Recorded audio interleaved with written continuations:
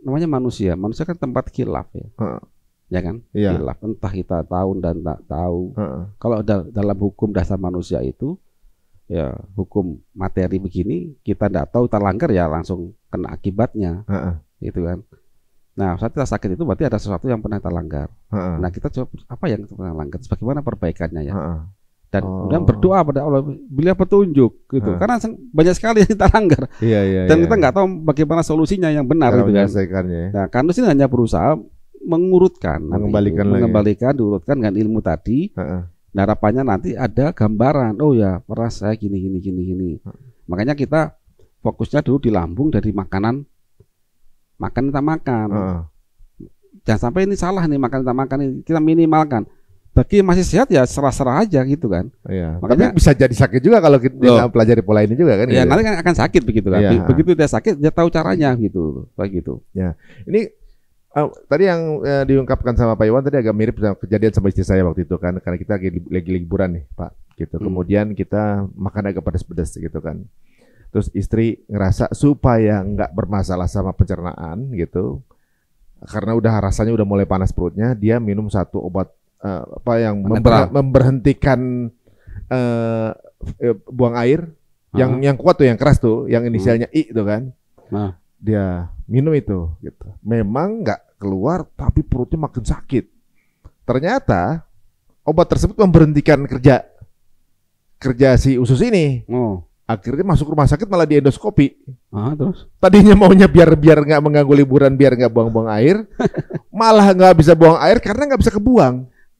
Jadi waktu ketika dia puasa berapa jam gitu, Mas, kata dokternya, kalau puasa nih usus nih jadi licin begini nih, gitu kan, berapa jam nih?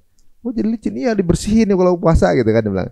Nah tapi ibu udah puasa, nih makanan masih di lambung, nggak turun katanya. Masih di usus? Masih di usus, nggak turun nih katanya gitu. Nah gerakannya masalah itu dilambatin. Jadi ternyata kalau kita salah penanganan, kadang-kadang kepengen darurat, jangan asal minum obat berarti ya. Iya. Jadi karena bukan sakitnya itu, cuma penjagaan biar nggak buang air aja, diambat yang paling keras gitu. Jadi sama seperti tadi juga tuh, kalau misalnya lagi baru nyeri-nyeri sedikit atau gimana gitu, langsung aja misalnya taruh obat mah gitu misalnya. Yang kemudian jadi malah kinerjanya malah jadi nggak sempurna gitu. Nah, ini sebenarnya kan berarti udah ada rutinnya nih kan, apa pola yang harus dijalankan, ada sebab dan akibat, jangan sampai salah. Ini bagaimana cara memahamkan masyarakat awam seperti kita ya gitu. Contohnya tadi di awal kan kita bilang diabetes bisa disembuhkan gitu kan. Kalau dari pemikiran Pak Iwan tadi bahwa berarti semua penyakit itu bisa dicegah dong untuk bisa nggak sakit. Kalau misalnya kita paham ini, berarti kan gitu kan? Iya, betul. Kita bisa mencegahnya. Kita bisa mencegahnya. Contoh diabetes ya. Diabetes itu kenapa kok belum ada solusi yang memuaskan hingga saat ini? Karena point of view penanganannya tidak seperti yang seharusnya algoritma sang pencipta itu. Jadi saat ini kan kita sering mengampingkan gula sebagai musuh bebuyutan gitu kan, ya kan. Terus kita mengalihkan ke contoh dari nasi diganti porang. Porang itu nggak bisa dimakan share kita. Nasi merah gitu tuh? Nasi merah masih bisa. Masih bisa. Nggak apa-apa nasi merah. Nggak apa. Tapi poin of view gini, gula itu jangan dimusuhin. Kita itu sangat cinta sama gula. Cuman kalau berlebih ya, sesuatu berlebih nggak boleh kan gitu. Ya kan. Masuk protein juga sama, juga berlebih nggak boleh juga. Nah, pada diabetes itu kita hanya fokus kadar gula darah itu harus rendah, harus normal, yang tinggi dinormalkan. Padahal di situ ada masalah besar nih. Masuknya gula dari darah menuju sel itu ada aturan. Gimana? Apa aturannya? Begini. Kalau Tuhan bicara ke sel ya, sel manusia gitu ya. Kamu boleh ngambil gula dari darah kalau kamu mendengar perintah dari pankreas. Apa perintah namanya? Insulin. Itu algoritmanya. Gitu. Nah, sekarang kenapa faktanya kok gulanya menumpuk dalam darah? Kok gak diambil sel? Kan gitu faktanya. Jadi orang diabetes itu gulanya numpuk dalam darah. Padahal sudah ada skema dari Sang Pencipta. Sel manusia, jika kamu lapar, ada makanan yang dibawa oleh darah, namanya gula. Tapi untuk ngambil kamu harus tunggu perintah dulu dari pankreas. Apa nama perintahnya? Insulin. Nah gitu. Kalau ada statement begitu dan faktanya gula masih numpuk dalam darah, berarti ada beberapa kemungkinan. Pertama, selnya tuli. Sel tuli ada juga. Ya, contoh gini. Nggak dengar perintah. Ya, contoh gini, perintahnya. Mas Ari, Anda boleh ngambil makanan di meja jika ada perintah dari HRD. Ya. Itu. Awalnya ada HRD datang, Mas Ari, tekan makan. Oh ya, nah gitu. Dengar Mas Ari. Someday ada yang nutupin telinga Mas Ari. Nggak dengar HRD, Mas Ari, makan. Nggak dengar. Kata Mas Ari, aku udah lapar ini, aku gak ada minta aku makan itu. Nah itu terjadi. Nah, pengobatannya apa? Yang dilakukan adalah memecutin HRD untuk ngeluarin memo sebanyak mungkin. Biar denger. Nah itu. Tapi siapa yang bikin tuli Mas Ari itu tidak pernah diselesaikan. Akhirnya, apa biasanya? Nah sekarang kita pelajari apa sih pertama ya dari grupnya plak. Plak itu bisa nutupin reseptor insulin. Yang kedua, oksidasi parsial terjadi di reseptor insulin. Yang ketiga, ada permasalahan fatal kekurangan asam amino. Karena telinga sel itu, reseptor insulin itu terbuat dari kompleks dari protein dan glukos, protein dia. Dan itu sekali pakai. Begitu dia terima insulin, maka dia langsung hilang, dibikin lagi. Itu masalah. Nah, ini tiga part itu. Tiga part itu bisa selesaikan. Bisa selesaikan. Bisa. Nah, ini bisa terjadi gara-gara gaya hidup apa nih? Pertama, lambung netral. Lambung netral. Iya, kena obat mah tadi. Oh, jadi pengaruh dari dari obat mah tadi bisa pengaruh juga ke diabetes. Oh. Pengaruh. Pertama itu ya. Oke. Apa akibatnya? Lambung kita itu kita makan ya. Ada protein, ada lemak, ada karbohidrat. Ada 3 ya kan? Ada 3. Lambung kita akan memecah protein dan karbohidrat. Protein akan jadi asam amino, karbohidrat jadi gula, gitu ya, glukosa. Lemak tetap lemak nanti dia. Nah, kalau protein jadi asam amino bisa masuk dalam darah. Kalau karbohidrat jadi glukosa bisa masuk dalam darah. Kalau gagal jadi feses. Lemak enggak langsung masuk dalam darah kita dalam bentuk lemak. Makanya ada tes kadar lemak kan dalam darah TG, ya kan? Ada di situ. Nah, sel kita saat makan lemak, dia nggak bisa makan lemak sel kita itu. Sel maunya asam lemak, bukan lemak. Nah, jika kita pilih 3 makanan ini, karbo dan protein dipecah di lambung. Ya. Kalau nggak akan dipecah jadi feses, dibuang. Kalau bisa pecah masuk dalam darah. Lemak ini langsung masuk dalam darah. Tanpa proses di lambung. Nah, langsung dia. Sifatnya begitu. Ya. Seret masuk dalam darah. Nah, dalam darah nanti itu TG benar, bisa digeserin. Sel ketemu, darah bawa asam lemak. Bawa lemak, ada bawa gula. Kemudian sel ditanya, sel kamu mau nggak asam lemak? Aku bawa lemak ini banyak. Oh mau, tapi potong dulu, pecah dulu TG-nya, jadi asam lemak. Tempat kejadian perkaranya dalam darah. Siapa yang motong? Enzim lipoprotein lipase. Semua enzim itu dibuat dari asam amino. Protein, itu aja, ya kan, dari asam amino. Bayangin, saat lambung kita netral, kita makan tempe nih, protein tempe jadi feses. Enggak sempat ke bawah dong berarti. Ya, feses ya. Karbohidratnya sebagian jadi feses, sebagian masuk di glukosa. Lemaknya masuk semua, lemak tempe. Saat lemak tempe mau dikasihkan ke sel, ternyata enzimnya kan kurang, gara-gara apa? Asam amino kurang. Udah kebuang ya. Kan gitu kan. Karena itu akhirnya apa? Begitu lemak itu numpuk dalam darah kita. Ya kan, numpuk kan dalam darah kita, kan nggak bisa dipakai sel. Ketemu oksigen, kebakar oksidasi parsial di situ. Begitu jadi oksidasi parsial, ada perlukaan di pembuluh darah kita. Pembakaran di dalam pembuluh darah, bayangin. Ini seperti analoginya pembakaran bahan bakar di jalur pipa bahan bakar. Ya, atau di knalpot gitu ya. Oh iya, kan bakar di situ bahaya kan. Nah, ada perlukaan kan di situ dalam pembuluh darah. Hukum tubuh itu begitu ada perlukaan, ada inflamasi, datanglah makrofag. Ada pemadamnya, makrofag sel imun. Dia makan lemak itu. Nah, makrofag ini karena makan lemak banyak, dia nggak mampu untuk mencari lemak itu, sehingga dia jadi foam cell.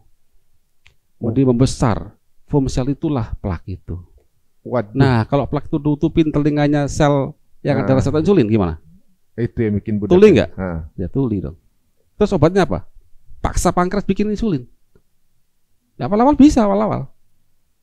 Tapi kan bukan itu solusinya. Lama-lama kan ini lemak terus berjalan, terus jangan atas solusinya. Makin banyak, makin tuli. Someday obat itu nggak mempan lagi. Apa solusinya? Suntik insulin gitu. Karena order insulinnya nggak. Iya, pankreasnya sudah letoy, sudah nggak mampu lagi. Suntik insulin. Itu apa sembuh? Enggak, naik terus dosisnya. Nah, gangren sebagainya. Padahal kalau kita urutkan skema tadi itu, ini ternyata masalahnya selnya tuli dari insulin, ada nutupin, ada masalah oksidasi parasat di situ. Perbaiki yuk, di mana lambung perbaiki. Yang kedua apa? Makanlah makanan manusia. Lah emang makanan bukan manusia ada? Banyak. Apa tuh? Creamer bukan. Oh, creamer margarin bukan. Creamer itu kecuali yang dairy ya. Ya, yang buat dari susu. Susu nggak apa-apa. Kalau creamer dibuat dari sawit, dari minyak kelapa, dari minyak zaitun, apapun ya. Yang olahan ya? Iya, itu kan minyak dihidrogenasi, ditambahi hidrogen. Ya. Sehingga dia tidak semuanya itu bereaksi sempurna. Maka dia sebagian jadi minyak trans. Beda struktur. Yang dilihat oleh sel kita itu beserta enzimnya itu struktur molekulnya. Makanya saya ajarin di kuliah kasus sehingga level kuantum dulu. Ayo baca tentang tabel periodik yuk, pahami dulu ini. Gimana reaksinya gini. Supaya Anda tahu betul bahwa yang dilihat oleh sel kita itu seperti mata kita melihat di benda ini. Saya lihat Mas Hari, Mas Hari begini bentuknya, lihat masih begini. Bentuk. Kalau beda bentuk bagaimana? Enggak terjemah sama dia. Enzimnya berbeda juga, enggak bisa.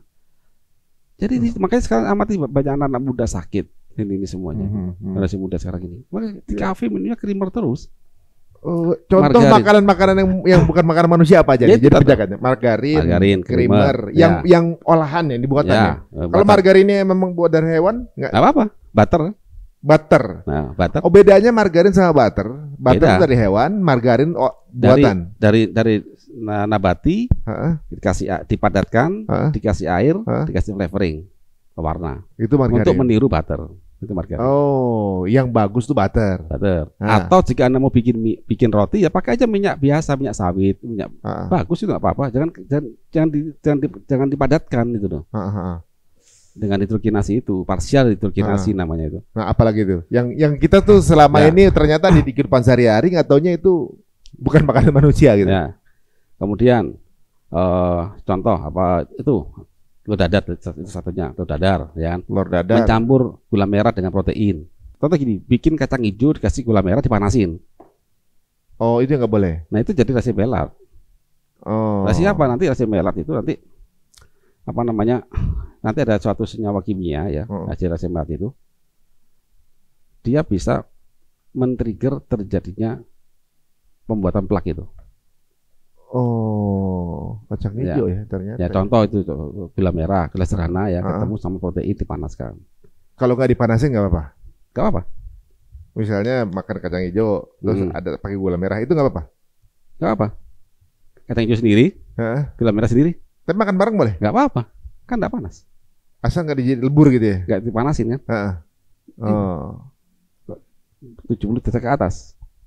Makanya kalau ada itu kita tahu tata caranya, kita bisa mensiasatinya kok. Aduh, jadi banyak kejebak ya makan makanan yang bukan manusia nih kita. Iya, agak sulit bicara itu karena kita bicara struktur. Struktur. Jadi nanti ada di dalam protein itu ya, itu nanti mudah bereaksi dengan apa namanya gula sederhana tadi pada gugus keton dan aldehidnya. Berikatan dia kawin lah gitu ya. Prak itu rasa melat itu tadi. Itu dia gini, maka ini bisa selamanya nih nempel. Jadi kenapa kok bermasalah? Ini logik aja, kita bicara logik aja. Kita nggak usah bicara kimia dulu karena ini nanti mumet semua. Pintunya gula. Ya. Dalam sel itu gini, sel itu punya pintu gula, punya pintu asam amino, gitu aja, ya kan? Pintu gula itu di sini, GLUT 4 misalkan, glukos transporter 4 misalkan, betul asam amino sendiri lagi, asam amino sendiri punya sendiri. Jika ini bergandengan tangan, dua ini bergandengan tangan, gimana masuknya? Beda pintu. Oh, pintunya ini malah nutupin ya, sel nutupin. Nggak bisa masuk. Contoh Pak Gawang, Mas Ari dengan istri tercinta bergandengan tangan, mau ke toilet di mall, gimana? Nggak bisa, harus bisa kan? Iya, ini nggak bisa ini. Ini nggak bisa masuk. Nggak bisa masuk, ya sudah sama. Kalau nggak bisa masuk dalam darah ngendon terus gimana? Banyak sampah dalam darah. Begitu semua. Itu yang jadi plaknya tuh. Itu nanti itu. Nah, itu nanti akan dipecah di liver jadi nyawa macam-macam. Untuk mendetok itu setengah mati. Kita ngasih kerjaan liver lagi. Padahal kita jadi nyangkut, kita sendiri yang masukin ke mulut kita. Oh, jadi awalnya penyakit itu dari kita juga ya? Iya. Ya banyak penyakit ya guys. Kalau penyakit itu memang banyak dari mulut. Kalau nggak salah ngomong salah makan. Ya, tinggal dua itu aja. Tapi dari sini kita jelas banget ya, nggak mungkin kalau manusia itu tanpa pencipta ya. Yang sekecil sel aja tuh, pintu-pintu aja dipikirin. Berarti kan ada yang mikirin itu kan, tutup bikin pintunya kecil-kecil kayak gitu, jumlahnya berapa, kerjanya seperti apa gitu. Jadi untuk yang udah kita main jadi aja gini, malas mikir kayaknya orang-orang itu ya. Iya, kita kembali ke diabetes ya Pak. Kalau sudah misalnya ini kan polanya nih kita baru paham sedikit nih, ada routingnya ya, bahwa ternyata semua itu masih bisa. Berarti ada harapan bahwa yang kena diabetes itu masih ada kemungkinan bisa disembuhkan. Iya. Kalau kemudian dia paham, maksudnya ini kan paham dan mau melakukannya ya. Perbaikannya. Misalnya yang sudah diabetes, bukan prediab ya, diabetes. Ada diabetes. Itu apa tuh anjurannya? Untuk dia mengembalikan ke pola yang awal. Yang pertama ya, kita perbaiki lambung. Kalau dalam Karnus ada 6 langkah konsep Karnus. Pertama, perbaiki lambung dan metabolismenya. Ya. Kita kalau di Karnus kasih AG Karnus itu ya. Ya. Kemudian tangkap inisiator oksidatif dalam darah. Itu pakai Algati itu. Itu standar kita. Ya. Yang kedua adalah makanlah makanan manusia. Jadi hindari makanan yang dimodifikasi dan hindari makanan yang secara proses itu menyalahi aturan. Nah, 2 hal ini kami ajarkan dalam cooking class. Cara masak. Yang keempat, bakar plak. Ada caranya. Gimana? Jadi plak itu namanya kan makrofag. Makrofag yang gemukan, karena dia banyak sekali makan lemak terbakar, kolesterol terbakar dalam darah. Itu kan dia ngamankan itu. Karena dia makrofag, dia punya sel, punya pintu lagi untuk disedot. Itu. Ya sedot. Nah, itu akan lahir jika lambungnya benar. Makanya begitu kita kasih AG Karnus, makanlah makan manusia, maka akan ada protein A lagi yang namanya ApoA1. Karena dia masuk nanti ke situ. Diambil sedot sama dia. Kemudian setelah diambil diapain? Ada 2 opsi. Dibalikin ke liver atau dibakar. Nah, waktu bakar ini saya minta sementara ganti berasnya dengan beras Karnus dulu. Apa membedakan beras Karnus sama beras biasa? Beras Karnus sebenarnya itu beras bekatul. Jadi beras itu ini kita beli padi. Kemudian mau masak ditumbuk, baru dimasak. Jadi kalau bisa begitu nggak apa-apa, nggak usah pakai beras Karnus. Padi. Nah kalau mau masak, ditumbuk dulu, kemudian baru dimasak. Kalau mau masak ditumbuk dulu. Iya. Si padinya ini. Iya, kan dari beras coklat tuh. Nah itu dimasak. Nah, itu ribet juga sih itu. Ya ribet, makanya saya bikin kan. Oh ini ceritanya nih. Oh ini. Ini udah nggak perlu ditumbuk lagi? Enggak, ini kan makanya saya beli gabah saya pecah, kemudian bekatulnya saya pisahkan, kemudian berasnya saya pisahkan, beras saya cuci sekali, bekatulnya saya inaktivasi dulu supaya nggak tengi, saya kawinkan lagi, saya coating lagi, di-coating lagi, kemudian langsung dibungkus alufoil. Nah ini makan pakai begini nggak apa-apa? Untuk diabetes? Iya, memang itu tujuannya. Kalau saya bikin sendiri ya bikin sendiri aja gitu loh. Karena bikinnya sulit bikinnya ini, karena bekatul itu dalam hitungan jam itu rusak. Nggak boleh, harus segera diproses. Tapi rasanya berubah? Rasanya ya masih enak sih kata orang-orang diabetes. Yang mereka program ya. Nah itu. Nah itu yang kelima. Yang keenam, yang kelima ya. Yang kelima itu nanti jalankan algebra kuantum. Apa tuh? Kuantum itu kan artinya bahwa jika nanti kita belajar tentang kuantum, bahwa alam semesta ini awalnya dari ketiadaan. Iya. Ya kan? Itu di mana buktinya? Waktu nanti kita membedah di levelnya proton dan neutron, bahwa massa atom itu hanya 1% yang memang yang bisa dikuantifikasi. Yang 99% itu dari sesuatu yang tidak bermassa. Itu energi. Makanya kalau dia beda, maka jadilah. Pertama itulah apa kuantum tadi? Pertama kita sadar bahwa kita ini ciptaan. Ya. Ya kan? Kemudian kita minta petunjuk sama pencipta. Ya. Kemudian jika ada masalah di dalam diri sendiri, kita dengan orang lain dan sebagainya, maafkan dan minta maaf. Intinya cairlah. Itu bagian dari penyembuhan penyakit. Bagian penyembuhan. Itu penting itu. Keimanan sangat penting sekali. Bahkan Anda bisa bicara dengan mereka loh, dengan saling Anda bisa ajak bicara. Jadi kalau kita sakit juga bisa ngomong tolong dong sembuhin gitu, bisa ngobrol atau memerintahkan untuk sembuh bisa tuh. Ya, bukan tolong dong. Tolong kan hanya berdasarkan pencipta. Oh iya. Ya itu sebagai muslim ya Allah. Yuk kerjasama yuk, kita sembuh yuk gitu misalnya. Ya Allah, saya pribadi ya. Saya pribadi ya bisa juga tidak perlu dicontoh, tidak perlu yang pribadi masing-masing orang punya tips, punya apa ya?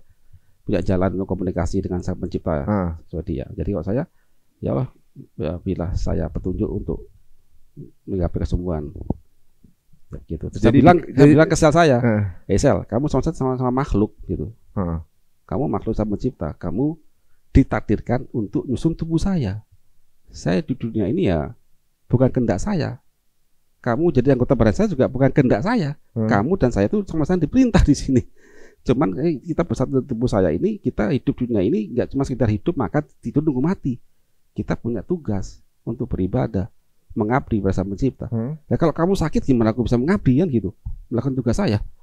Aku teamwork gitu ya. Nah, teamwork. Udah saya bilang mungkin ya aku salah memang, pernah salah sama kamu juga, karena aku nggak tahu.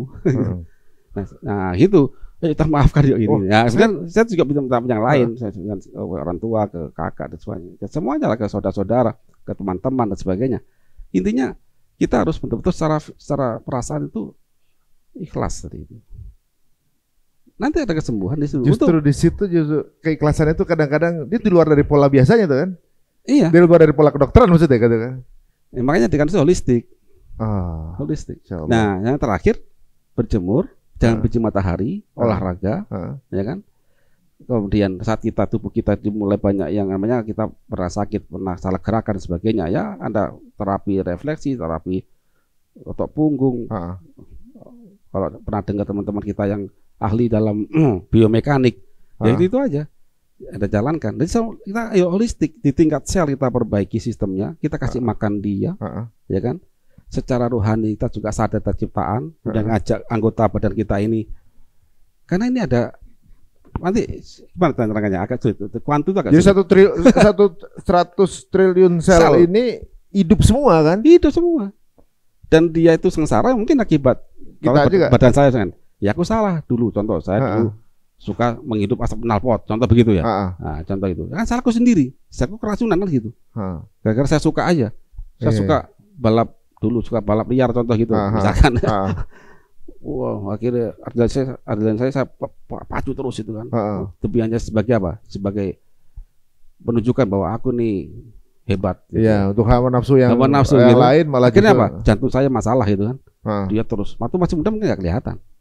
Belum terasa emang. Belum terasa. Lagi makanan saya ngawur semuanya, lampu saya netral terus. Berapa banyak saya dolim diri saya gitu. Ya saya minta maaf lah sama dia juga. Ya aku bersama sama kalian, gitu kan. Ayo saling maafkan yuk. Saya belum lama nonton lihat di sosmed itu terapi penyembuhan sel kanker yang kemudian diteliti juga gitu. Sembuhnya dengan memberikan afirmasi kepada dirinya bahwa itu bisa sembuh gitu. Iya. Ya itu bisa jadi, tadi saya bilang kan, bahwa alam semesta ini dulu diciptakan dari ketiadaan. Itu hanya energi. Dan kemudian pada dunia kuantum itu, hukumnya beda dengan hukum dunia kita, tapi ada interaksi. Ya. Ada trigger gitu. Di dalam dunia kuantum itu, partikel itu sama dengan gelombang. Ini agak dalam nih sekarang. Ini saya kasih aja clue-nya. Mungkin semoga bisa berguna. Ya. Tapi bukan berarti saya paling benar ya, ya. Yang benar ya Allah SWT. Kita nggak tahu. Tapi hasil penelitian semuanya ini ya dalam dunia kuantum itu partikel sama dengan gelombang. Pada dunia nyata dan dunia alam kita ini partikel tidak sama dengan gelombang. Oke, itu dulu. Dalam dunia nyata itu ada partikel, ada gelombang. Ya. Dalam kuantum juga ada partikel dan ada gelombang. Tapi dalam dunia kuantum itu partikel sama dengan gelombang. Ya. di dalam dunia nyata partikel itu tidak sama dengan gelombang. Oke. Gitu ya. Partikel, gelombang beda. Ya. Gelombang itu juga dalam dunia nyata apa sih? Jika saya punya 1 juta partikel air, saya gerakkan jadi gelombang, kan begitu kan? Tapi dalam dunia nyata, 1 partikel itu bisa jadi bentuk gelombang. Itu unik. Nah, itu nanti di kuantum bisa saya pelajari lagi ya. Kalau saya mau masuk ke dunia kuantum, dari dunia partikel ke dunia kuantum, kalau saya mau mengecilkan partikel saya hingga selevel kuantum kan tidak mungkin. Ya. Tidak mungkin kan? Yang bisa kita lakukan untuk masuk ke dunia kuantum adalah dengan persamaan gelombang kan gitu. Gelombang itu apa sih? Ya gelombang suara, ya. Gelombang pikiran, gelombang cahaya. Makanya cahaya itu bisa mempengaruhi konformasi antar atom. Contoh X-ray, kan bikin kanker. Tubuh kita itu terbuat dari atom-atom yang berikatan membentuk satu senyawa. Ya. Kalau senyawa itu rusak, ikatan elektronnya, ya pencar semuanya kan gitu. Akibat apa? Cahaya aja. X-ray kan cahaya toh. Oh jadi kayak orang lagi katanya kalau sering tidur pakai handphone di sebelahnya itu bisa kena cancer gitu. Iya. Itu bisa terjadi karena ya terpaling tadi. Ya, nanti sambil kita baca kuantum ya. Pada saat satu C, H dan O jadi glukosa misalkan C6H12O6 itu kenapa dia bisa berikatan? Karena elektron C, H dan O itu berikatan. Elektronnya berikatan. Gitu. Kemudian ada suatu entitas elementer yang bisa merubah konformasi elektron itu. Cahaya itu bisa. Elektronnya bisa juga. Itu masalahnya, ya kan? Makanya termasuk nanti gelombang itu, masuk gelombang suara, gelombang pikiran itu juga bisa. Oh, makanya afirmasi yang positif. Jadi afirmasi itu bagian dari gelombang itu. Gelombang. Makanya itu saya bukan dalam rangka untuk mencocoklogi ya, enggak. Ini memang faktanya begitu. Iya ya, makanya orang kalau mau berhasil gitu diafirmasi, bilang sama tubuhnya kamu pasti bisa ngelakuin. Ntar tubuh akan bekerja. Ya. Itu mirip-mirip dengan penyakit juga gitu. Nah, cuma nanti ya, pada saat kita afirmasi tadi itu, pastikan kita kasih modalitas juga. Modalitasnya juga. Sel itu kerja jika apa? Oh, jika semuanya terpenuhi. Kita berusaha. Jadi saat kita afirmasi jalan, kita perbaiki sistemnya juga jalan. Nah, makanya insya Allah ada kesembuhan. Wah, ini kayaknya mesti ikut kelasnya. Jadi tidak bisa cuma afirmasi doang, nggak bisa. Iya, harus. Karena sudah rusak masalahnya, kecuali belum rusak. Ya. Masih bisa diangkat, tapi kalau itu nggak kuat tendensinya ya enggak bisa juga diafirmasi kayak apa itu. Iya, jadi ikhtiarnya ada, niatnya ada, ikhtiarnya juga ada. Ikhtiar secara partikel, dunia partikel dari makanan, secara partikel ya, itu jalan, secara kuantum jalan. Afirmasi itu kuantum levelnya, nggak kelihatan, bukan partikel dia. Jadi energi ya, gelombang energi. Gelombang, ya. Dengan didasari bahwa kita ini adalah ciptaan, kita tunduk sama Sang Pencipta. Tujuan itu apa sih? Gitu kan? Apa yang mengabdi kan? Dunia ini mengembang. Dari penelitian terbaru, alam semesta ini mengembang. Expanding terus. Expanding. Artinya apa? Jika kita gagal melakukan apa ya? Tugas kita sebagai manusia, kan manusia punya tugas, ya Allah sembankan, kan kita suruh mengabdi kan, ibadah kan pengabdian, ya. Bukan cuma ibadah sholat kan. Nah untuk melakukan ibadah itu kan kita butuh kesehatan toh, minimal ini, kekuatan tubuh kita di situ. Nah kalau kita waktu tugas untuk mengembangkan alam semesta ini, Allah membanggakan semua manusia ini banyak yang sakit ya, tugasnya kan jadi itu. Berarti kita gagal sebagai makhluk gitu kan. Padahal nanti pertanggungjawaban itu. Ya, jadi jadi beberapa hal yang saya tangkap dari obrolan sama Pak Iwan nih, bahwa salah satu faktor utama untuk orang itu bisa sakit dari apa yang dimakan. Ya kan? Dari apa yang dimakan itu kemudian men-trigger ke mana yang lebih rawan di dia atau juga gaya hidup yang mendekatinya kemana, termasuk misalnya sukanya begadang, sakitnya akan ini. Kan masuknya dari makanan. Kedua, hubungan dengan Sang Pencipta itu punya level kuantum berarti. Iya. Punya level yang berbeda lagi. Jadi kalau kita punya hubungan yang baik dengan yang Sang Pencipta, iya.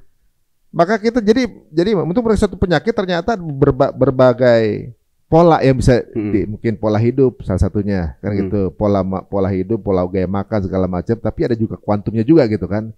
Yeah. Jadi pola-pola ini kalau ketika kemudian salah treatment salah satunya bisa akan jadi penyakit, bisa juga jadi alat sembuh gitu.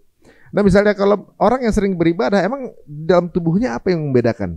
Jadi kalau kita beribadah itu berarti beribadah dalam konteks apa? Sholat begitu. Ya pokoknya dekat sama yang di atas lah, kan nggak mesti harus apa. Kadang sholat juga nggak dekat juga ada gitu. Iya, makanya saya tanya nih. Karena kita jujur aja, sholat kan sulit untuk khusyuk kan. Iya. Ya gitu kan. Nah gitu. Jadi, pada saat tunggang-tungging tapi ini pikirannya kemana-mana gitu. Ada juga orang yang nggak bisa jauh zikir lagi, nggak bisa zikir kayaknya nggak mau waktunya itu ketika nggak ngomongin lagi jeda nggak ngomongin Allah gitu, atau mungkin zikir ngomong buang waktu itu gitu. Ada juga yang kayak gitu, saking dekatnya gitu. Pada saat orang tadi itu dekat sama pencipta, ini persepsi saya pribadi ya, adalah apapun terjadi dalam diri dia itu dia akan ikhlas. Yang benar yang bikin orang sakit itu kekhawatiran kan. Iya. Ya kan? Iya itu, kalau itu saya sepakat. Ya kan. Kalau orang itu sudah ikhlas, ya Allah apa yang terjadi pada diriku, aku bertobat ini Allah sudah selesai. Saya berusaha ini nggak ada ngeluhnya sebagainya, ya selesai. Benar ya. Nggak akan nambah sakit ya, dia kan terima. Kalaupun hari ini saya selesai ya udah pensiun, sudah saya terima itu. Artinya sudah selesai tugas saya di dunia ini, ya sudah saya terima, itu aja. Tapi yang bikin orang itu kepanikan itu tadi, tambah kepanikan tadi itu. Nah tambah kepanikan, tambah nggak kekaruan kan, kerusakan tambah parah kan. Nah jadi di sini temunya. Pada saat kita sakit, apapun sakit kita itu, kemudian kita mulai sadar, kita pertama ya bertobat lah, dan kemudian kita memperbaiki diri secara dengan hubungan antar manusia, gitu kan. Kemudian ikhlas semuanya itu sambil berusaha pengobatan sesuai dengan algoritmanya, gitu kan. Ya sudah, itu kayak orang sakit tapi nggak sakit ya rasanya. Iya, misalnya takdirnya mungkin ke arah yang kurang baik pun dia udah ikhlas gitu maksudnya. Iya, kadarullah gitu. Tenang. Karena gini, pada saat orang itu beriman nggak ada takdir nggak baik. Iya benar. Pada saat dia itu beriman betul, nggak ada. Kalaupun hari ini belum tentu umur panjang itu membuat baik kan, begitu. Ya kalau untuk orang yang beriman, semua kejadian adalah baik karena kalau dia berdoa kepengen sembuh itu keinginan dia. Kalau dia berdoa nggak sembuh, itu keinginan Allah. Dua-duanya baik. Yang baik mana? Lebih baik keinginan Allah kan gitu kan. Iya. Contoh gini, pada waktu kita masih bayi dalam kandungan, mungkin persepsi saya gini, waktu dalam kandungan itu asik kali ya, kan nggak mikir mana aneh-aneh, hanya nunggang pindah-pindah gitu kan, ngecok jempol ini, asik lah bagi bayi itu mungkin ya. Setelah 9 bulan harus keluar ke dunia kan nangis dia. Masalah nih gue gitu. Ketakutan gitu. Ternyata ya nggak, kita dunia begini ya tidak menakutkan juga. Sekarang kita di dunia ini sekarang ini. Nanti kan pindah ke akhirat tuh. Iya. Kan ketakutan nih bayang-bayang kita kan. Padahal sudah kalau kita beriman betul bahwa kehidupan sesungguhnya adalah di akhirat nanti ya kan. Iya. Ya jadi ini relate dengan saya pernah dengar dari Ustadz ya, kadang-kadang stres itu karena rasa memiliki kita terlalu besar gitu. Padahal sel kita pun bukan kita miliki. Iya gitu. Makanya saya bilang tadi, sel, kamu sama saya satu tim di tubuh saya. Karena sel saya bukan milik saya gitu. Kita cuma ngejalanin tugasnya aja kan. Tugasnya untuk badan buat apa gitu ya. Nah betul, untuk apa? Terus kemudian kita tugas apa di dunia ini? Kita berdoa supaya nggak sakit, supaya kita bisa melakukan tugas itu. Itu sudah insight dalam kardus itu. Karena Allah udah berjanji ada kesembuhan di sana. Untuk apa ya? Untuk mengabdi itu. Pengabdian sebagai apa, Mas Ari? Misalkan memberi influence sampai ke masyarakat, ini kan pengabdian itu. Hablum nanas kan. Karena di sini kan banyak kan hablum nanas. Ya berarti dalam dunia medis dan juga ini pengabdian juga nih, Karnus berarti kan? Ya makanya bagian dari pengabdian gitu. Makanya kami fokusnya adalah menyampaikan ilmu-ilmu dasar, dan ilmu dasar itu adalah ayat-ayat yang sudah Allah tuliskan di dalam makhluk-makhluknya. Kita sebagai manusia kan kita ikro di situ. Insya Allah dengan memahami ilmu dasar tadi itu, dengan pola-pola tadi yang kami sampaikan, kita belajar tentang kimia nih. Semua alam semesta ini di partikel kehidupan kita itu tersusun atas kimia, sudah titik. CHOF, dari tabel periodik itu. Ada besi, ada metal dari mesin, itu semua kimia semua itu. Dan kimia itu tersusun atas atom. Kalau kita nggak tahu tentang atom, make sense Anda tahu tentang kimia. Itu aja. Oke, tahu atom, tapi kalau nggak tahu partikel elementer kuantumnya, Anda kan menghafalkan tabel periodik.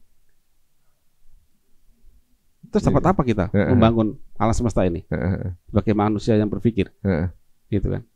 Itu maksud saya. Tapi kalau belajar yang udah mulai kecil-kecil gitu, makin dekat sama pencipta ya, maksudnya. Akhirnya dekat. Malah nggak mungkin kok. Akhirnya dekat. Ini bisa kejadian tanpa tanpa diukur, tanpa apa gitu kan? Makanya pada saat kita belajar tentang contoh gini, C6H2O6 glukosa aja, nanti dipecah menjadi 2 asetil-CoA. Satu nanti asetil-CoA nanti menjadi 3 NADH, 1 FADH2, 1 ATP. 3 NADH jadi sekitar 2,5 ATP. Itu semua dihitung Allah itu jika nanti Mas Hari belajar sampai sikluskraf itu dihitung bukan lagi per atom tapi per elektron. Dihitung. Makin kecil lagi itu. Ya, hidrogen itu kemudian. Jadi itu sudah difaktakan oleh para ahli. Sekarang kita ini bukan ahli kan. Jadi kalau bisa membantah menemukan Krebs itu ya silakan Anda bantah, Anda dapat Nobel itu kalau itu nggak benar itu kan. Kalau itu nggak benar nggak ada obat-obatan. Itu aja paling gampang. Jadi semua saling terkait ya guys. Jadi kalau kita lihat nih, mempelajari hal seperti ini malah bikin Pak Iwan tuh malah makin yakin bahwa ini ada pencipta kan berarti kan? Ya karena saya ini bukan orang agamis. Ya. Iman itu naik turun. Ya kan. Kalau didogmakan naik turun. Ya kan. Begitu kita lihat, kita berusaha menanyakan, menanyakan benar gak sih ada sih gitu kan, dengan data-data yang ada, dengan saya jawab, oh ya memang ada betul. Saya orang bodoh kalau saya bilang nggak ada pencipta gitu, sangat bodoh sekali gitu kan. Jadi menemukan alasan rasional bahwa dunia ini pasti ada penciptanya kan gitu. Iya. Dengan mempelajari ini jadi malah ini pasti ada yang nyiptain gitu kan. Ada yang menciptain. Nah, apa jadinya kalau orang misalnya merasa bahwa ini nggak ada Tuhannya nih, dunia kita nih tanpa penciptaan Tuhan, itu berarti kalau sakit stres banget ya? Karena kan merasa ibaratnya ada 2 sih. Bisa stres, bisa ya sudah saya akan bikin senang-enak, seseneng-seneng saya. Itu terakhir kali ini gitu. Bisa 2 ya gitu. Karena nggak ada penghisapan lagi gitu ya. Nggak ada penghakiman lagi kok, udah terserah gua mau ngapain kan gitu. 1 itu, 2 dia mau minta tolong sama siapa gitu. Kalau itu stresnya karena ya udah berarti ending nih gitu kan. Ending. Wah, ini ujungnya ternyata ke sana ya guys. Itu berarti benar juga ya. Berarti sebenarnya kita hanya merubah pola mindset aja sih. Mindset cara pikir kita bahwa kita ini cuma pelaksana tugas gitu jadi jatuhnya kan. Nah, kalau setelah saya pelajari dan saya bertanya-tanya selama ini, kita ini pertama lahir dari perut seorang ibu, saya nggak bisa milih. Ya. Mas Hari bisa milih nggak? Nggak bisa. Jadi laki-laki perempuan? Nggak bisa. Nah, kalau saya milih, mungkin saya mau jadinya anaknya Pak Presiden. Iya. Bisa milih. Gitu kan. Kalau bisa milih saya mau jadi kayak orang bule gitu, putih mancung gitu kan. Nggak bisa milih kan? Nah sudah. Artinya memang ini Allah sudah membuat skenario semuanya. Tinggal pertama apapun terjadi ya terimalah. Jadi saya memanai syahadat misalkan, saya bersaksi. Bukan bahasa saya habis setuju nggak bersaksi, tapi saya setelah menghitung semuanya secara rasional, saya mengakui pada Tuhan. Kalau saya melihat, tapi kan kalau saya dengan berbagai alasan itu saya nggak saya jawab, kan? Dengan yakin alam semesta ini saya sendiri diciptakan, nggak ada Tuhan. Berarti saya penciptaan gitu. Bayangin Anda jadi handphone coba. Bayangin itu jadi handphone, diciptakan oleh si pembuat handphone, dipakai oleh orang lain. Tugasnya apa sih handphone ini? Yang ngelakuin apa yang diperintahkan. Kalau nggak dibuang. Wah, ini jadi dalam juga sih guys. Dengan mengetahui ini kita jadi tahu bahwa banyak hal yang belum sampai ke otak kita ya. Jadi jatuhnya siapa tahu ada yang lebih kecil lagi dari atom, jauh lebih kecil lagi yang mungkin nggak sanggup manusia ngukurnya tuh. Udah sampai ilmunya itu, ilmu Allah itu yang berikan ke kita itu sangat sedikit. Kalau banyak nggak kuat kita ini. Itu udah sematkan di situ. Bahkan air lautan dan tinta menulis. Kita menulis tentang DNA aja. Berapa banyak buku tentang DNA? DNA itu panjang banget kode-kodenya itu. Ditulis berapa banyak buku itu baru DNA. Satu DNA belum lagi yang lain. Kalau itu ditulis semuanya. Contoh orang itu bikin Instagram, algoritmanya suruh nulis ya berapa ribu lembar, juta itu mungkin. Algoritma coding. Dia cuma ngoding cuma polanya aja kan kan. Microsoft. Berapa banyak dia codingnya itu? Sudah itu aja. Sudah ditulis. Itu baru ciptaan manusia.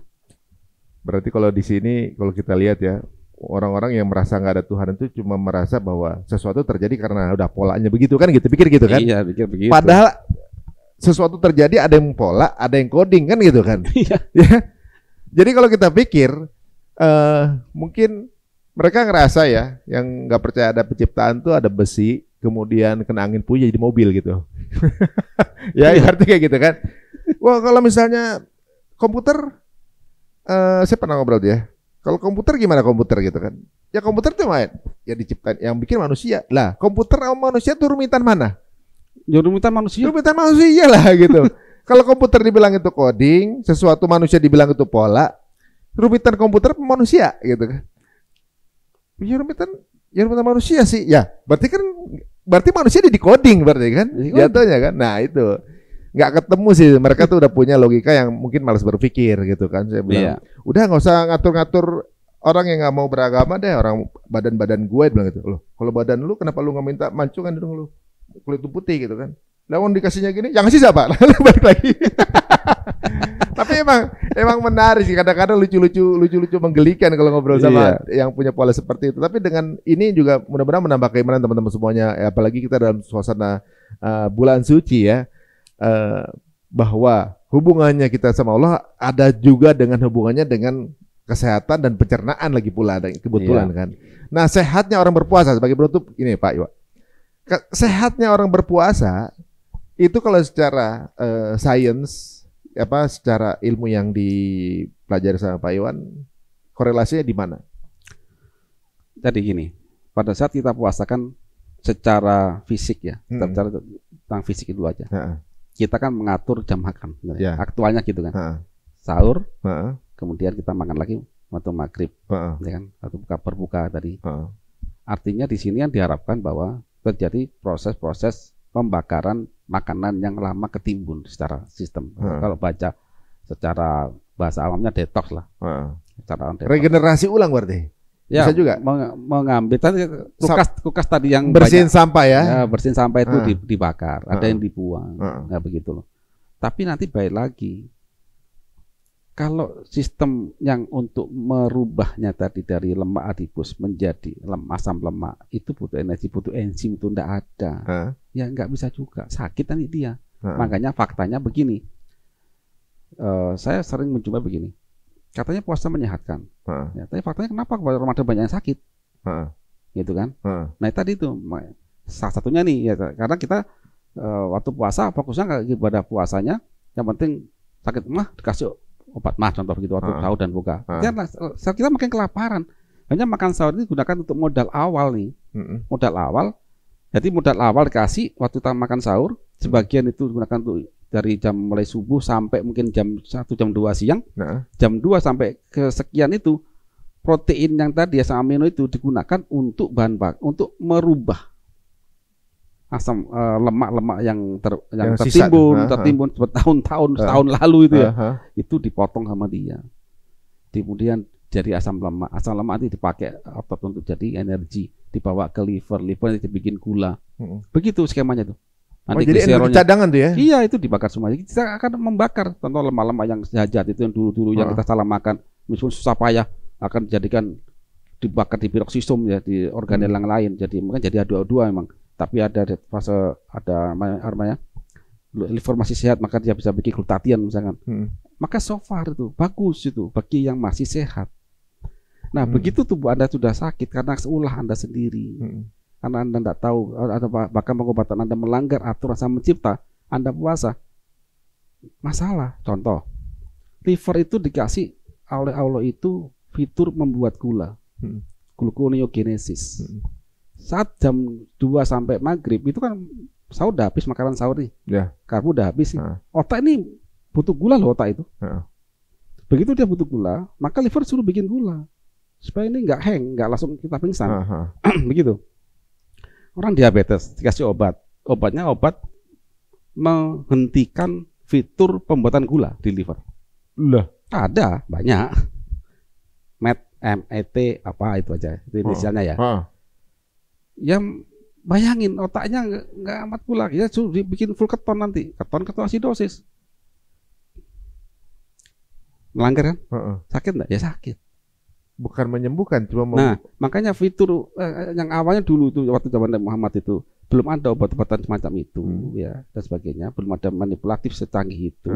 Maka dengan puasa, dengan makanan belum banyak makanan yang aneh-aneh, yang buatan-buatan aneh ya, ya. Maka puasa di level zaman itu dulu itu ya betul-betul menyehatkan. Detox banget ya. Nah, zaman kita kan beda.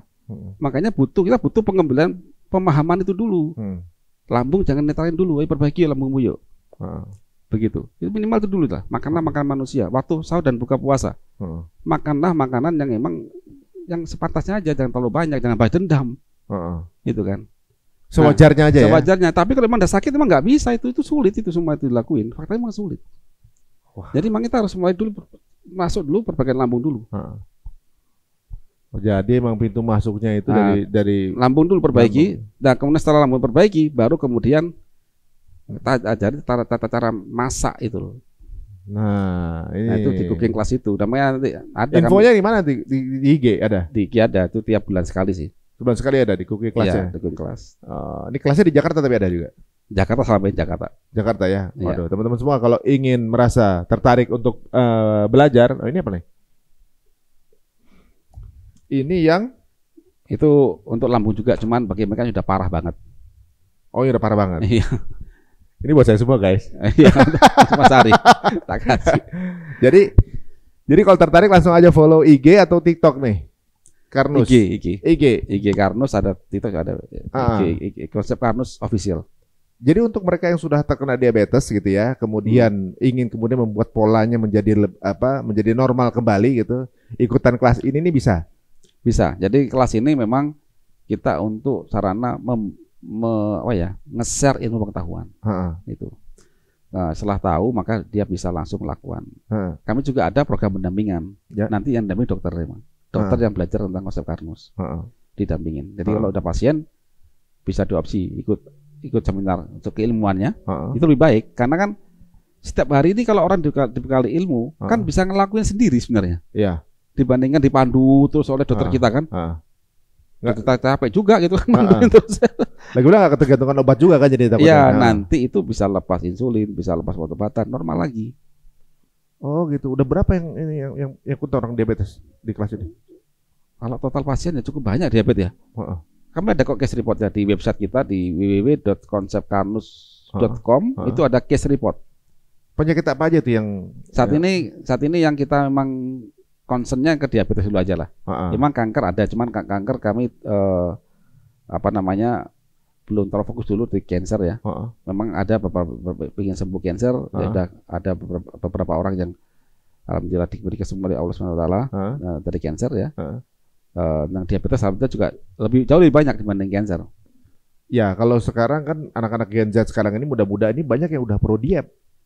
Ya, diabetes. Belum tua gitu, udah banyak yang pro diab tuh. Kabarnya karena mungkin konsumsinya kali ya, bagaimana? Gimana dia sukanya pertama benci matahari, kan? Yang kedua makanya suka kerimer-kerimeran, kinian-kinian itu, suka melek malam, gimana coba? Ya gimana itu pola hidupnya. Pola hidupnya ada masalah. Yang kedua masakannya konsumsinya masalah. juga makanan-makanan awetan banyak kan itu. Ya kan. Terus kemudian lambungnya banyak netral juga. Kan banyak anxiety sekarang. Oh, iya banyak kepanikan toh.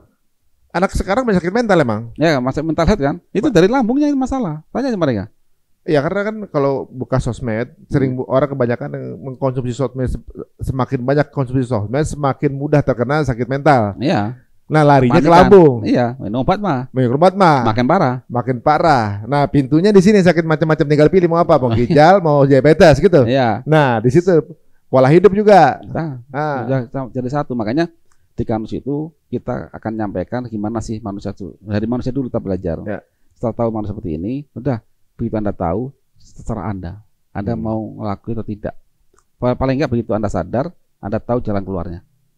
Nah, setelah jalan keluar kan ada ilmunya tadi. Nah, setelah Anda tahu jalan keluarnya, ya serahkan. Insya Allah ada pintu loh, pintu kesembuhan dari Sang Pencipta. Yang kasih kesembuhan itu Sang Pencipta ya, bukan Karnus. Karnus ini hanya merangkai puzzle. Begini aturannya yang bisa kita rangkai. Coba Anda terapkan. Nah, gitu. Ini holistik sekali. Ini vertikal horizontal guys, semuanya ada. Jadi cukup menarik untuk kita pelajari ya apa yang ditawarkan oleh Karnus ini. Kalau perlu ikutan kelasnya, siapa tahu jadi tambah bisa men-share ke lebih banyak orang lagi untuk mungkin keluarga kita lebih terjaga ya. Bang, nggak semua maunya itu melulu tergantung sama obat gitu kan. Iya. Orang di agama kita jadikan makanan obatmu gitu. Jangan jadi obat, jadi makanan. Nah, dari makanan, karena tadi baik lagi, sel kita itu dari makanan itu sebagian digunakan untuk energi kehidupan dia, sebagian digunakan untuk memperbaiki diri, sebagian digunakan untuk dia memperbanyak diri. Nah, sudah. Begitu saya mati diganti. Butuh apa? Ya butuh bahan baku. Dari mana? Dari apa yang kita makan. Itulah kecanggihan sel. Nah, cuman bagaimana prosesinya? Ada tahapannya. Makanannya seperti apa? Yang kedua, dari mulut sampai ke dalam darah. Ini ada tahapan yang tidak boleh dilanggar. Lambung pastikan tidak boleh netral. Itu poin penting. Jika lambung itu netral, Anda mau makan apapun, sebaik apapun, tidak bisa. Apa analoginya? Sebaik apapun asisten rumah tangga, Mas Ari belanja ke pasar, ke mini supermarket yang paling bagus, salmon dari Norwegia, tapi kalau dapurnya tidak berkebul, nggak ada apinya, jadi nggak. Kalau masaknya nggak bener, nggak mateng, apalagi salah masak. Salah masak ya. Nah, udah itu.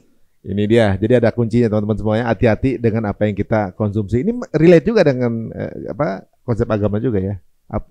Jangan makan, jangan asal makan gitu kan. Makan harus yang halal. Makannya harus baca bismillah. Prosesnya juga harus bagus, toyib gitu kan.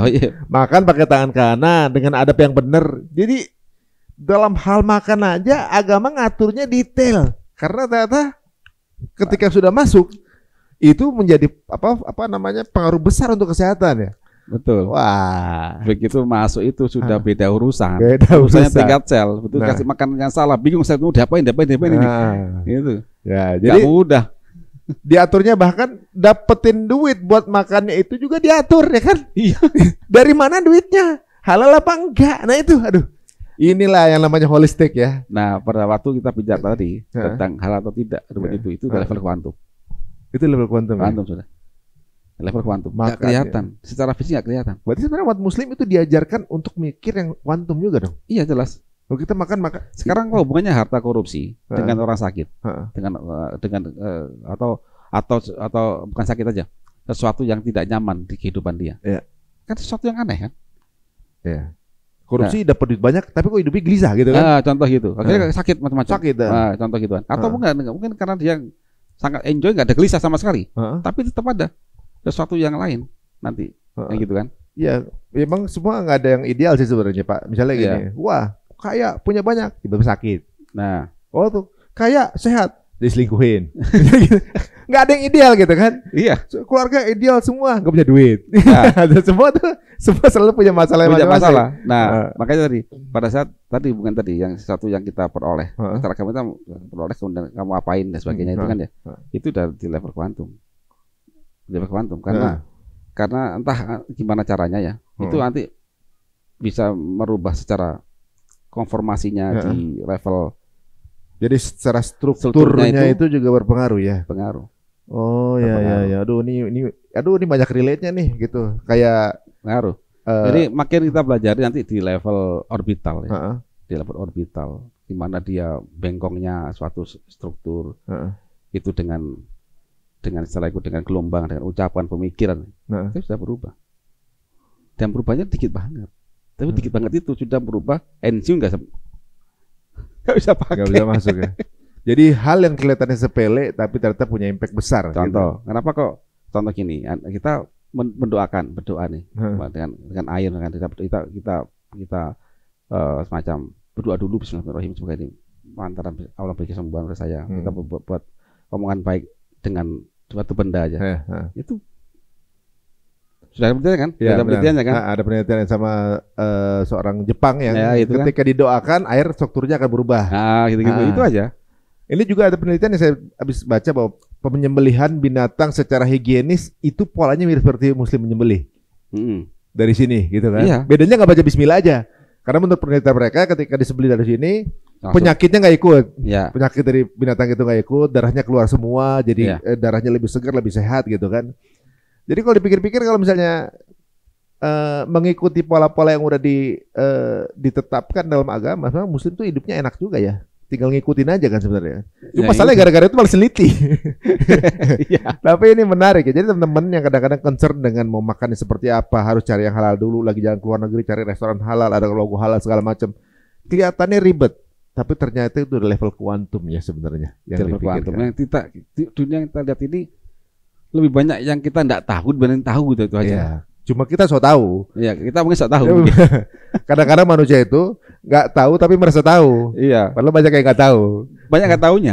Semakin kita belajar, makin nggak tahu. Makin nggak tahu. Makin nggak tahu. Makin belajar makin humble gitu karena ternyata banyak yang nggak tahu kita. Banyak yang nggak tahu. Jadi itulah. Makanya pada saat kita makin belajar, ya sudah kita hanya sampaikan yang sedikit ilmu itu kita sampaikan. Sesuatu bisa berguna, gitu kan. Contoh kecil tadi, contoh dengan sifat-sifat reaksi Maillard antara gula sederhana ketemu dengan protein dipanaskan. Itu sifat-sifat yang sudah memang Allah takdirkan begitu, membentuk namanya glycemic acid end product ya. Itu bahasa kimianya lah ya, glycemic product. Itu mana gula sederhana keton aldehyde-nya itu dia berkaitan dengan protein. Itu kuat banget, bisa balik. Akhirnya masuk dalam sel nggak bisa dipakai. Itu sudah lama dipelajarin, coba nggak pernah disampaikan. Makanya saya sampaikan, siapa tahu dengan merubah pola tadi, merubah makanan di piring kita mendapatkan makanan yang toyib. Nah, itu dia. Toyib itu yang kita inginkan toh. Halal sudah banyak. Sembelih cara halal ada MUI. Toyibnya yang sulit itu loh. Halal dan toyib yang paling sempurna ya. Gitu. Gak ada ngobrolin kesehatan jadi pengaruh besar buat teman-teman. Tambah semangat untuk kemudian beribadah, tambah semangat juga untuk mengkonsumsi apa yang kita mau masukin ini dipikir dulu dan prosesnya juga diperhitungkan juga gitu ya. Jadi halal toyib itu ternyata A to Z. Halal value chain-nya itu benar seperti orang bisnis, dapat jadi halal, pembuangannya harus halal juga. Ternyata makan juga gitu ya. Waduh, prosesnya juga jangan sembarangan nih. Waduh, ini kayaknya nggak cuma sekarang nih kita akan ngobrol sama Pak Iwan ya. Akan ada part-part berikutnya ya. Banyak kekepoan juga yang tentunya mau kita ketahui ya. Dan kalau teman-teman punya pertanyaan, mau silakan tulis di kolom komen. Dan jangan lupa juga untuk follow Instagram dari Pak Iwan. Konsep Karnus Official. Konsep Karnus Official ya. Jika ada pertanyaan mau dikirimkan ke sana, dan ini ada beberapa solusi-solusi dari yang diproduksi sama beliau. Ini Karnus ya berarti kan? Iya. Gitu ya. Ini ada beberapa hal yang mungkin bisa menjadi merubah pola kita yang kita konsumsi sehari-hari. Ya detailnya mungkin ikutan kelasnya beliau aja gitu ya. Terima kasih nih Pak Iwan, dan mudah-mudahan jadi pahala jariah juga untuk Pak Iwan dan keluarga juga. Amin. Jika dirasa teman-teman semua ini menarik, mau silakan share link ini sebanyak-banyaknya, siapa tahu bermanfaat. Sampai ketemu lagi di cerita untuk. Assalamualaikum warahmatullahi wabarakatuh.